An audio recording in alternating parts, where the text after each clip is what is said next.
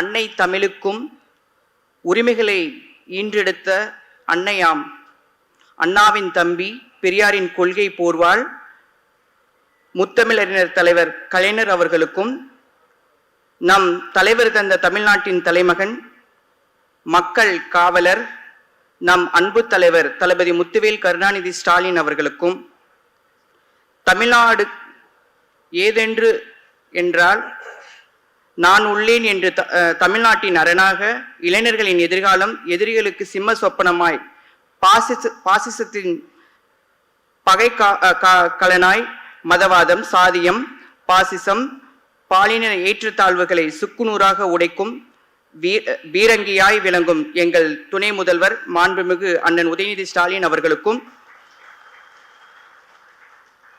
கழக இளைஞரணியை சார்ந்த உடன்பிறப்புகளுக்கும் வணக்கத்தை தெரிவித்துக் கொள்கிறேன். இந்த அருமையான நிகழ்விலே எனக்கு கொடுக்கப்பட்ட தலைப்பு அடையாளமும் உரிமையும். சரி, அடையாளம்னா என்ன? என்னோட சுயசரிதையை ஒரு 2 நிமிஷம் சொல்றேன். 2004 நான் என்னுடைய தாய் கிட்ட போய், அம்மா, நீங்க குழந்தையில பெத்தெடுத்து என்னை வளர்க்கும் பொழுது நீங்க மகனாக பெத்தெடுத்து வளர்த்தீங்க. ஆனா என்னுடைய உணர்வு பெண்ணாக இருக்கிறது. நான் பெண்தானே அம்மா என்று என் உணர்வை என் தாயிடம் சொன்ன பொழுது என் தாய் மனநிலை எவ்வாறு இருக்கும் என்று நீங்கள் புரிந்து கொள்ள வேண்டும். அப்போ என் சுத்தி இருக்கக்கூடிய சமூகம், என்னோட படித்த நண்பர்கள், இவர்களுடைய பார்வை எப்படி இருக்கு என்று நீங்கள் புரிந்து கொள்ள வேண்டும். அன்றைய காலகட்டம் ஒரு திருநங்கை கல்வி பயில முடியுமா? ஒரு திருநம்பி வெளியில் நடமாட முடியுமா? 2004க்கு முன்னாடி சொல்றேன் நான். மாற்றுப்பாலின குழந்தைகள் யாராவது ஒருவர் சமமாக சமத்துவமாக இந்த சமூகத்தில் நடமாட முடியும் என்ற கேள்வி சிந்தித்து பாருங்கள். ஆனால் 2008 பிறகுதான் பல்வேறு இழிவு சொற்களால் எங்களை வசைப்பாடிய சமூகம். உங்களுக்கெல்லாம் தெரியும், 9 அலி பொட்டை பல இழிவு சொற்களால எங்களை காயப்படுத்திய சமூகம். இது எங்கிருந்து தொடர்ந்து வருகிறது? எங்கிருந்து இதை தொடர்ந்த காரணம் என்ன? சிந்தித்து பார்க்கும் பொழுதுதான் தெரிகிறது. இந்து மதத்திலே ஏதோ ஒரு கடவுள் சொன்னாராம், அவர் வனவாசம் போகும் பொழுது ஆண் பெண்கள் எல்லாருமே வரிசையாக பின்தொடர்ந்து போகும் பொழுது திருநங்கைகள் மட்டும் தனித்து விடப்பட்டார்களாம். அப்பொழுது அந்த பகவான் சொன்னாராம், ஏன் 14 வருடம் 14 வருடம் வனவாசம் இருந்த பிறகு திரும்பி வரும் பொழுது ஏன் நீங்க மட்டும் தனித்து விடப்பட்டிருக்கிறீர்கள், ஏன் இங்க நிக்கிறீங்கன்னு சொல்லி கேட்டாராம் அந்த பகவான்.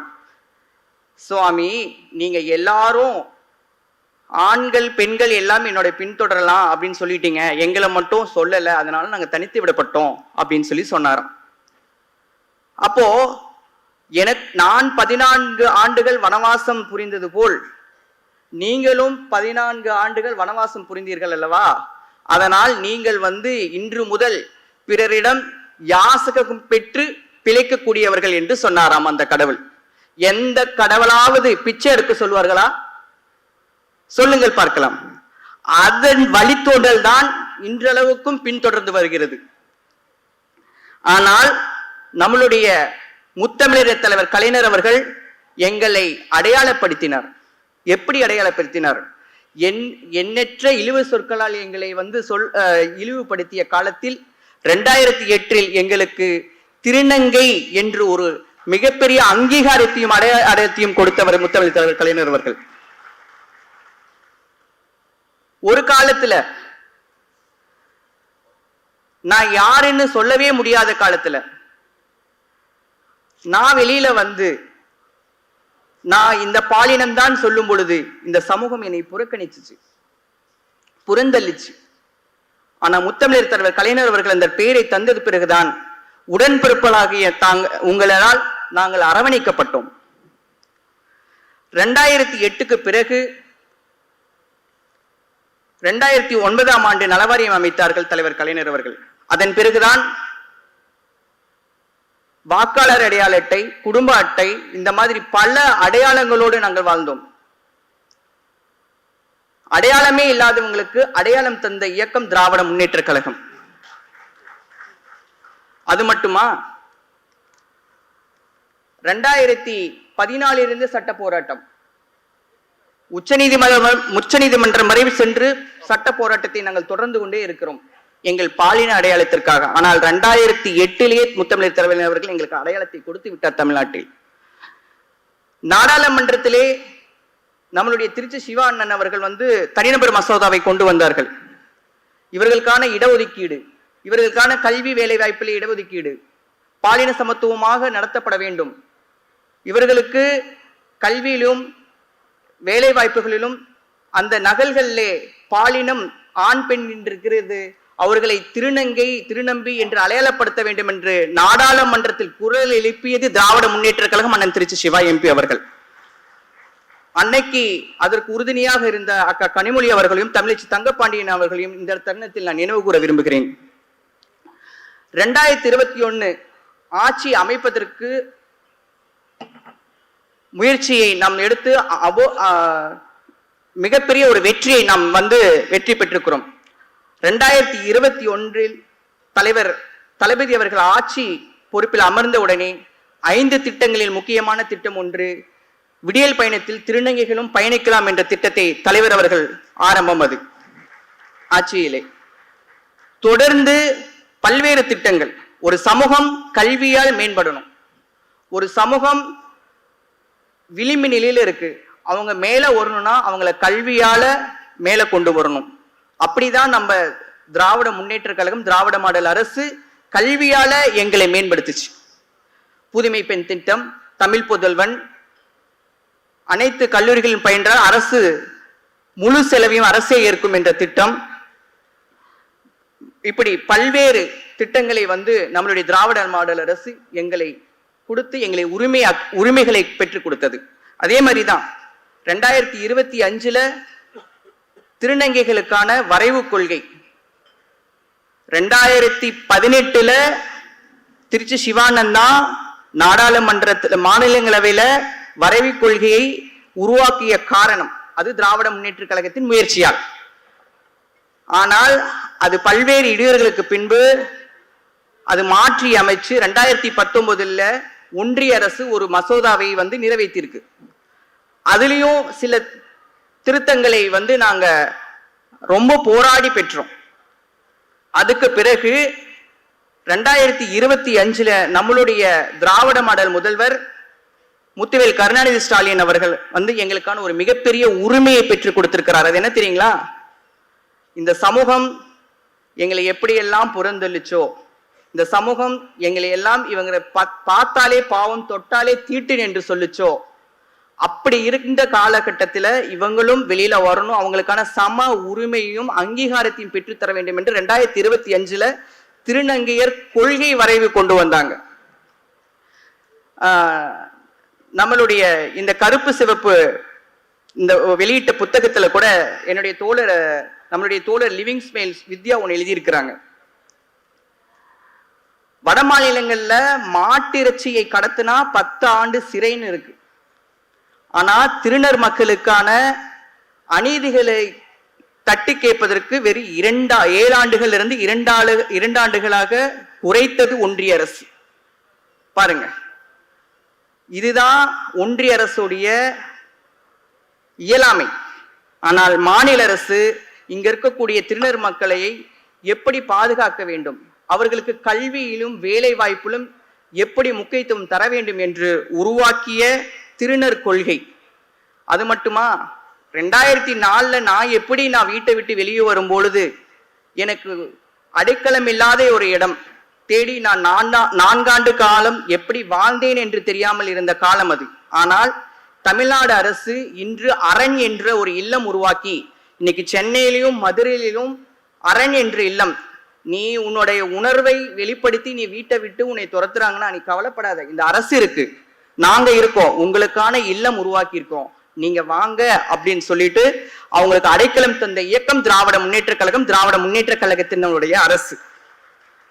சோ அது மட்டுமல்ல, உரிமைன்னு சொல்றல்ல, உலகத்திலேயே இந்தியாவிலேயே தேர்தல் உரிமை கொடுத்தது யாருன்னு தெரியுமா? நம்மளுடைய திராவிட முன்னேற்ற கழகம், திராவிட முன்னேற்ற கழகத்தினுடைய அரசு. இன்னைக்கு எல்லாரும் சொல்லலாம், இதோ நேத்து பேஞ்ச மழையில இன்னைக்கு முளைச்ச காலம் ஒரு கட்சி இருக்கு, இங்க எல்லாத்துக்கும் தெரியும். அவங்களுடைய அணிகளுடைய பட்டியல் வெளியிடப்பட்டுச்சு, எல்லாரும் பார்த்திருப்பீங்க. பல இழிவு சொற்களால இன்னல்களால ஆளாக்கப்பட்ட எங்களுக்கு அடையாளம் கொடுத்தது திராவிட முன்னேற்ற கழகம், தலைவர் கலைஞர் அவர்கள். ஆனா எங்களுக்கு அவர்கள் அறிவித்த பட்டியலிலே 9ஆம் இடத்தை உருவாக்கி அதை வெளியிட்டார். அதை சோசியல் மீடியாலாம் பார்த்திருப்பீங்க, எவ்வளவு கண்டனங்கள் தெரிவிச்சாங்கன்னு தெரியும். எந்த எண்ணிலிருந்து எங்களை விடுதலை செய்து எங்களுக்கு சமூக நீதி, சுயமரியாதை, சமத்துவம் உருவாக்கி தந்த இயக்கம் திராவிட முன்னேற்ற கழகம். அந்த எண்ணையை மீண்டும் அந்த எண்ணுக்குள் அடக்கியது ஆரியத்தினுடைய வழியில் வந்த ஒரு தற்குறி கூட்டம்.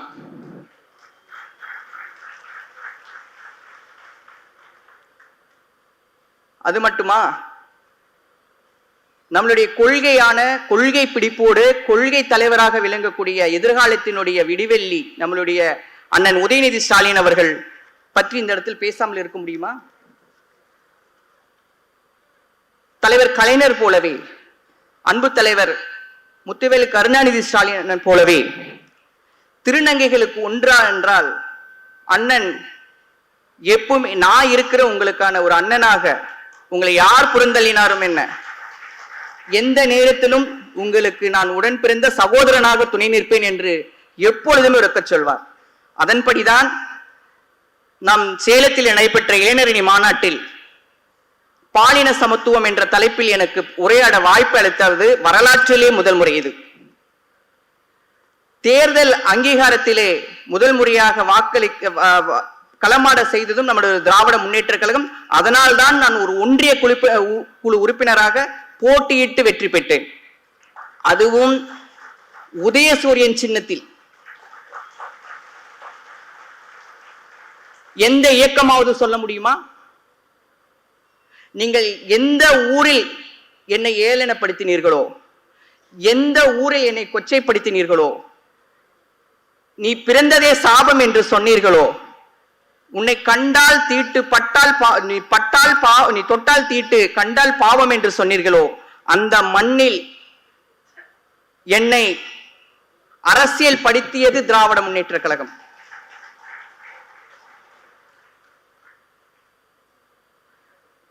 யாரெல்லாம் என்னை ஒதுக்கினார்களோ அவர்களெல்லாம் எழுந்து நின்று எனக்கு வணக்கம் வைத்த இயக்கம் திராவிட முன்னேற்ற கழகம். அண்ணன் உதயநிதி ஸ்டாலின் அவர்கள் இளைஞரணி மாநாடை போலவே திருநங்கைகளுக்கான குரல் கொடுப்பதில் முதன்மையானவராக இருப்பார். அவர் சட்டமன்றத்தில் முதல் கன்னி பேச்சை திருநர்கள் குறித்தும் மாற்றுத்திறனாளிகள் குறித்துமாக இருந்தது. அது மட்டுமல்ல, திருநங்கைகளுக்கான அடையாள அட்டை முகாம்கள் நடத்தியது, அவர்களுக்கு ஏதென்று பிரச்சனைகள் என்றால் முன்னின்று நடத்துவது, தொடர்ந்து அவர்களை தலைவர் கலைஞர் போலவே முன்னிலைப்படுத்தி அவர்களை வழிநடத்துவது. இந்த சமூகத்தில் நீங்களும் ஒரு அங்கம், இந்த மேடையிலே நீங்களும் சமத்துவமாக அமர்ந்து உங்களுடைய கருத்துக்களை இளைஞர்களுக்கு தெளிவுபடுத்த வேண்டும் என்ற இந்த அரிய வாய்ப்பை வழங்கியது. இது எல்லாமே திராவிட முன்னேற்ற கழகத்தால் மட்டுமே இது சாத்தியமாகும். வேற எந்த இயக்கத்தினாலும் இது சொல்லவும் முடியாது.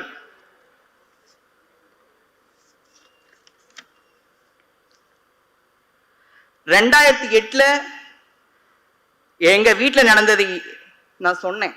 ஆனா இன்னைக்கு 2025 நம்மளுடைய திராவிட மாடல் ஆட்சியின் தொடர்ச்சியாக எல்லா உரிமைகளையும் பெற்று தனித்துவமாக சமூக நீதி, சுயமரியாதையோடு நாங்கள் உங்கள் முன் நடக்கிறோம் என்றால் அது திராவிட முன்னேற்ற கழகத்தால் மட்டுமே முடியும், வேற எந்த இயக்கத்தாலும் முடியாது.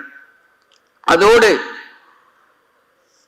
நான் யார் என்பதற்கான பதிலை ஒரு நாளும் சொல்ல முடியாமல் வாழ்ந்த நாட்கள் இருக்கிறது. நான் ஒரு திருநங்கை என்பதை சொல்ல பயப்பட்ட நாட்கள் அன்று. இன்று அதே சொல்லை பெருமையாக கூறுகிறேன், நான் ஒரு திருநங்கை. அந்த பெருமையை, அந்த உரிமையை, அந்த அடையாளத்தை எனக்கு வழங்கியது இந்த திராவிட முன்னேற்ற கழகம் என்பதில் தான் நான் பெருமை கொள்கிறேன். அந்த நன்றி உணர்வோடு என்றும் உள்ளன்போடு பெருமதிப்போடும் என்னை வாழ்த்தி வளர்த்துவிடும் எங்கள் தலைவர், நம் தலைவர், நம்மளுடைய சின்னவர் எங்கள் ஆருயிர் அண்ணன் அவர்களுக்கும் இதை வாய்ப்பை வழங்கிய அனைத்து உடன்பிறப்புகளுக்கும் என்னுடைய நன்றி கூறுகிறேன். வாழ்க தந்தை பெரியார், வாழ்க அண்ணா, வாழ்க முத்தமிழர் அறிஞர் தலைவர் கலைஞர், வாழ்க நம்மளுடைய முத்துவேல் கருணாநிதி ஸ்டாலின், வளர்க நம்மளுடைய மாண்புமிகு துணை முதல்வர் அண்ணன் உதயநிதி ஸ்டாலின் அவர்களின் புகழ். வாழ்க வாழ்க வாழ்க. நன்றி, வணக்கம்.